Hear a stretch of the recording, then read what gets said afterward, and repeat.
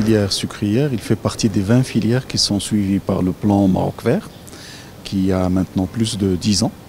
Et il est cité en exemple de par son caractère d'une filière qui a réussi à agréger 80 000 agriculteurs sur 5 régions et aussi grâce aussi à son parcours dans l'excellence et dans l'amélioration de ses performances. Sur 10 ans, nous sommes passés de 5 tonnes de sucre à l'hectare à plus de 12 tonnes de sucre à l'hectare l'année dernière en moyenne sur les 5 régions.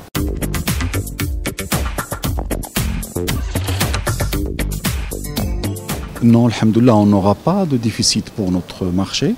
Comme je l'avais mentionné, nous sommes dotés d'un système qui est plutôt résilient, puisque nous avons la chance de faire le sucre à partir de 3 sources, la betterave, la canne et le raffinage du sucre brut que nous importons. Et ce système-là nous donne la possibilité d'être au rendez-vous pour les besoins et les attentes du marché. Nous avons plusieurs ambitions. Parmi ces ambitions-là, c'est d'entamer la diversification de notre portefeuille de produits au-delà du sucre, mais toujours en restant dans l'agroalimentaire. Nous avons aussi l'ambition d'opérer dans la région, l'Afrique, le bassin méditerranéen.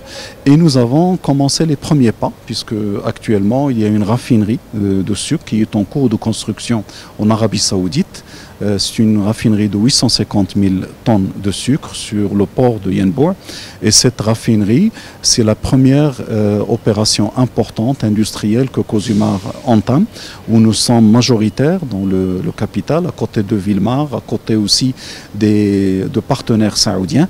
Et cette raffinerie nous donnerait la possibilité d'accéder au marché domestique saoudien et au marché régional de cette zone-là. Qui a un déficit presque structurel de 4 millions de tonnes de sucre blanc raffiné qui sont importés chaque année. Et cette raffinerie est en cours de construction, comme je l'ai mentionné, depuis maintenant 2 ans. Et si tout va bien, alhamdoulilah, on va avoir la production avant la fin de l'année 2019.